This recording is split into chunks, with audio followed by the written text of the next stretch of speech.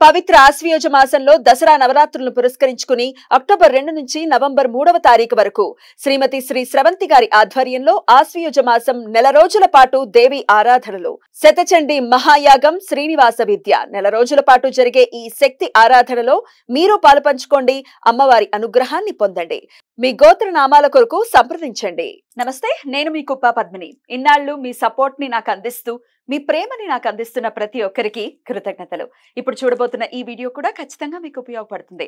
Like, share and subscribe చేసి మీ ఇష్టాన్ని అలాగే మీ సపోర్ట్ ని నాకు అందించండి. అలాగే ఈ వీడియో పట్ల మీ అభిప్రాయాన్ని కమెంట్ సెక్షన్ లో కమెంట్ చేసి నాకు తెలియజేయండి.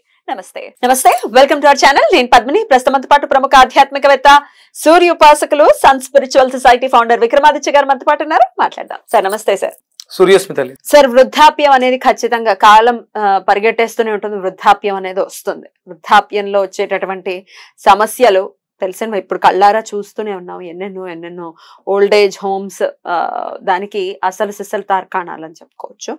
అయితే అదేదో ఓల్డ్ ఏజ్ హోమ్ లో ఉంటే వాళ్ళు చాలా కష్టపడిపోతున్నారనో, లేకపోతే ఏదో కొడుకు దగ్గర ఉంటే చాలా సుఖపడిపోతున్నారో అని మనం చెప్పలేం కదా. కొడుకు దగ్గర ఉంటూ కూడా కన్నీళ్లు కార్చేటటువంటి తల్లిదండ్రులు ఉండొచ్చు. కొడుకు దగ్గరగా లేడని కన్నీళ్లు కార్చేటటువంటి తల్లిదండ్రులు ఉండొచ్చు.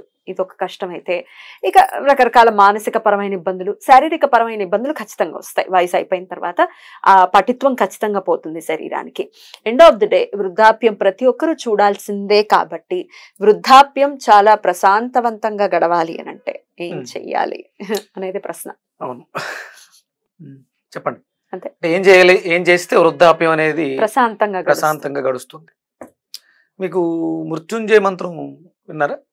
త్రయంబకం యజామహే సుగంధిం పుష్టివర్ధనం ఉర్వారోకమివ బంధనాత్ మృత్యోర్ముక్షీయ మామృతాత్. అంటే తీగనున్నటువంటి పనస పండు, ఏమంటారు దాన్ని, దోసకాయ పండు, దోసపండు పండిన తర్వాత, పక్వానికి చెందిన తర్వాత ఎలా అయితే పండును అలా వదిలేస్తుందో నీట్గా, అంటే పండింది, పక్వానికి వచ్చింది, పూర్తిగా పక్వానికి వచ్చిన తర్వాత మనం ఏందని ఏం చేయక్కర్లేదు, అలా వదిలేసి పడిపోతుంది, జారిపోతుంది. అంటే ఈ జీవితాన్ని వదిలేస్తుంది. అంటే ఎంత తర్కాన్ని ఇచ్చారు. త్రయంబకం యజామహే సుగంధిం పుష్టివర్ధనం ఉర్వారుకమివ బంధనాత్ మృత్యోర్ముక్షీయ మామృతాత్. అంటే అపమృత్యు దోషాలు వచ్చి మధ్యలో ఇబ్బంది పెట్టి, అనారోగ్య సమస్యలు వచ్చి ఇబ్బంది పెట్టి కాకుండా అలాగా వెళ్ళకూడదు. ఓ బాబా ఎప్పుడు వస్తుందిరా చావు అనేటట్టు కూడా ఉండకూడదు కదా. అయ్య బాబా అది ఇంకా నరకం అండి బాబు. చావు రావటం అనేది ఒక అదృష్టం. ఎప్పుడు రావాలి అప్పుడు వచ్చేయాల్సిందే. అంటే ఆయన వచ్చి శనేశ్వరుల వారి యొక్క బ్రదర్ అన్నగారు వచ్చి సగర్వంగా తీసుకుని వెళ్ళి మనల్ని ఎక్కడైతే చేర్చాలో అక్కడికి చేర్చే, అది చాలా సుఖంగా ఉండాలి. అంటే సూర్యకిరణాలు ఎలా అయితే లేలేతగా వచ్చి మనల్ని నిద్ర లేపి మనల్ని అభివృద్ధి వైపు తీసుకువెళ్తాయో, అంటే చేష్టలుడిగి చేష్టలుడిగి పడిపోయిన వ్యవస్థని తన కిరణాలతో ఉద్దీపనం చేస్తాడట సూర్యుడు, తన కిరణాలతో. అలా ఇక జీవితం అయిపోయింది. ఈ కిరణాలతో ఉద్దీపం చెందినటువంటి కిరణాలు జీవితం అయిపోయింది. కాబట్టి ఆయన తన కొడుకే, యముల వారు కూడా సూర్యనారాయణమూర్తి కొడుకే. ఈయన జీవితాన్ని ఇస్తారు. ఆయన వచ్చి అయిపోయింది ఇంకా వెళ్దాం పదండి అని కూడా ఆయన తీసుకెళ్ళి ఎలాంటి ఇబ్బందులు లేకుండా జీవితాన్ని పరిపక్వం చేస్తారు. మీకు అంటే ఇప్పుడున్నటువంటి పరిస్థితులలో విపరీతమైనటువంటి అంటే ఎక్కడున్నారో అనేది పక్కన పెడదాం. అది ఓల్డేజ్ హోమ్స్లో ఉన్నారా, పిల్లల దగ్గర ఉన్నారా అనేది పక్కన పెడితే అనారోగ్య సమస్యలు అనేవి దారుణం. ఎక్కడున్న టాబ్లెట్లు, హాస్పిటల్స్, టెస్ట్లు ఇవి దారుణం అయిపోయినాయి. దీనికి మనకి ప్రధానమైనటువంటి కారణం ఒకటి మానసికమే. ప్రధానమైనటువంటి కారణం మానసికమే. అంటే ఇంట్లో పరిస్థితులు బాగాలేదు కాబట్టి పిల్లలు సరిగా చూసుకోవట్లేదు, లేకపోతే పిల్లల జీవితాలు బాగా సెటిల్ అవ్వట్లేదు. ఇవి రెండు. పిల్లలు సరిగా చూసుకోకపోవడం ఒకటి, పిల్లలు సెటిల్ అవ్వట్లేదు. అందరు పిల్లలు ఒకేలా ఉంటారని మనం తీర్మానించక్కర్లేదు. చక్కగా చూసుకునే వాళ్ళు కూడా ఉన్నారు.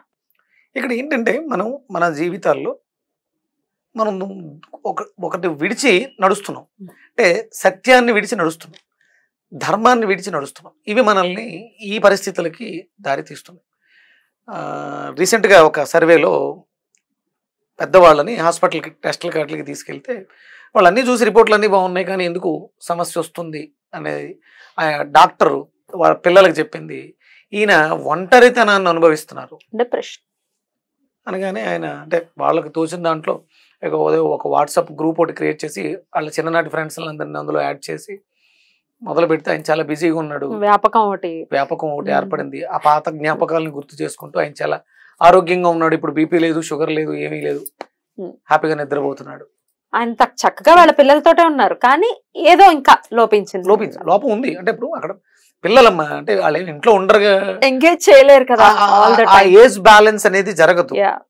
పూర్వం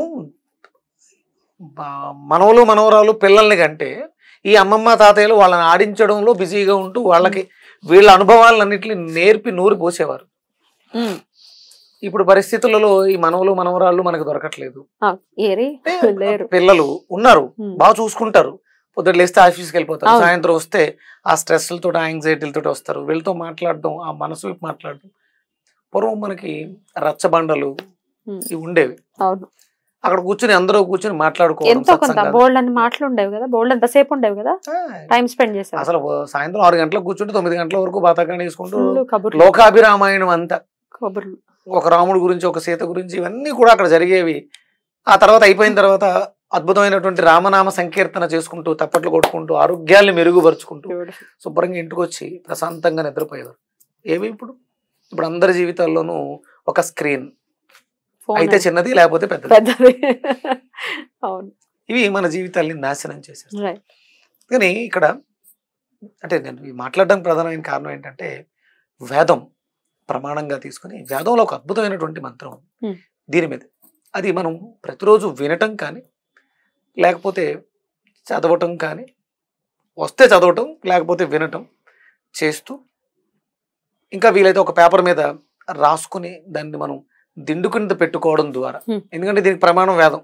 అంటే ఇప్పుడు మన దగ్గర ఉండాలి యజుర్వేదం, సామవేదం, అథర్వణ వేదం, ఋగ్వేదం, ఈ వేదాలు మన దగ్గర ఉండాలి.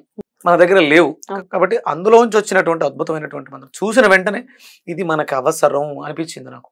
ఇప్పుడంటే వృద్ధాప్యంలో ఓల్డేజ్ పీపుల్స్ ఎక్కువ ఉన్నారు, యువకులు చాలా తక్కువ ఉన్నారు. ఎందుకంటే అనారోగ్య సమస్యలతో, హఠాత్ మరణాలతో. 1-2 పిల్లల్ని కంటే యూత్ ఎక్కడి నుంచి వస్తుంది? అంతే కదా, అంతే.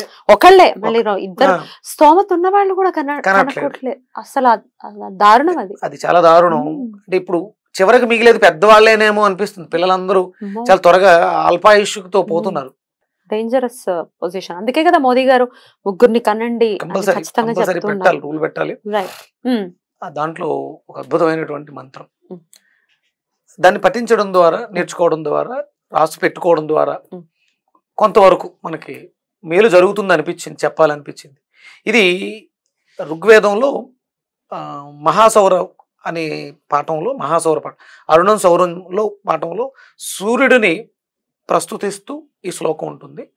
అంటే సహజంగా వేదం అనగానే, ఆ శ్లోకం అనగానే స్వరం ఉంటుంది, అనుదాత్త ఉదాత్తాలు ఇవన్నీ ఉంటాయి. సరే, అవన్నీ మనం చేయగా వస్తాయి, భగవంతుడు ప్రాక్టీస్ తోటే వస్తాయి. ప్రయత్నం అంటూ మొదలు పెడితే తప్పులు భగవంతుడు చూసుకుంటాడు, సరిదిద్దుతాడు. ఏమి ఎలాంటి ఇబ్బంది మనల్ని పెట్టరు 100%. నేను అది చదివి వినిపిస్తాను. తప్పకుండా. విజ్ఞులు, వేద పండితులు ఉంటారు, చూసి నా ప్రయత్నానికి మీ సహాయ సహకారాలు అందించండి. నేను చదువుతున్న దాంట్లో స్వరం లేదను, అనుదాత్త ఉదాత్తాలు లేవని వంకలు పెట్టకండి. నేర్చుకున్నాను, మీరు నేర్చుకుని ఉంటారు. మీరు నేర్చుకుని ఉంటే మీ చుట్టుపక్కల ఉన్న పెద్దల వాళ్ళకి ఇది ప్రతిరోజు పారాయణం చేసి, మహాసౌర పారాయణాన్ని ఏమంటారంటే అమ్మా, నేను చదివిన దాంట్లో మిషన్ గన్, ఇప్పుడున్నటువంటి పరిస్థితులకి మిషన్ గన్, దాన్ని ప్రతిరోజు పారాయణం చేసి కాల్చిపడేయండి అంట. మీకు మహాసౌర పారాయణలో ప్రారంభం ఒక శ్లోకం ఉంటుందమ్మా, అనువాకాలవి. మొదటి అనువాకం ప్రారంభంలో ఓం భద్రం కర్ణేభి శృణుయామ దేవాః భద్రం పశ్యేమాక్షభిర్య జత్రాః స్థిరైరంగే సుష్ఠువాగం స్వస్థానుభిః వసేమ దేవహితం యుధాయుః. ఇది అంటే మా చెవులు మంచిని వినుగాక, మా కళ్ళు మంచిని చూడాలి, భద్రం ఇవ్వాలి. చాలా అద్భుతంగా ఇందులో ఇదే దాంట్లో మనకి ఈ శ్లోకం వస్తుంది. ఇది వృద్ధాప్యానికి సంబంధించిన శ్లోకం ఇప్పుడు చదువుతున్నారు. అది ప్రతినిత్యం వాళ్ళు చదువుకోవటం, వినటం, లేకపోతే మీరు అన్నట్టుగా పేపర్ మీద రాసుకుని చక్కగా దాన్ని దిండుకుంద పెట్టుకోవటం లాంటిది కూడా చేయొచ్చు. నేను స్క్రీన్ మీద స్క్రోల్ చేస్తాను, ఎలాగో చక్కగా స్క్రీన్ షాట్ చేసుకోండి, రాసుకోండి. ఈ వేద పఠనం చేసిన వాళ్ళు ఉంటే ఆ శ్లోకాలని రికార్డ్ చేసి మీ దగ్గరలో ఉన్న వాళ్ళకి వాట్సాప్ లో పంపించండి. వాళ్ళు దాన్ని వింటే విని వాళ్ళు పొందేటువంటి మంచి జీవితం, ఆశీర్వాదమే మనల్ని కాపాడు. డెఫినెట్లీ. ఓం తన్నో దేవా పృథివీ తన్న ఆప ఇంద్ర శృణ్వంతు మరుతో హవం వచః మాసూనే భూమ సూర్యస్య సందృశీ భద్రం జీవంతో జరణామసీమహి. అద్భుతం. అంటే దాని అర్థం ఏంటంటే, మేము నిత్యము ఉదయించుచున్నటువంటి సూర్యుడిని చూస్తూ చిరకాలము జీవింతుముగాక. చిరకాలం అంటే చివరి శ్వాస విడిచేంత వరకు స్వామితో అనుసంధానమై ఉండుగాక. అంటే ఇంకా మనం అనుకోవడమే, ఏదో నేను ఉండాలనుకుంటున్నాను, ఉండుగాక అంతే.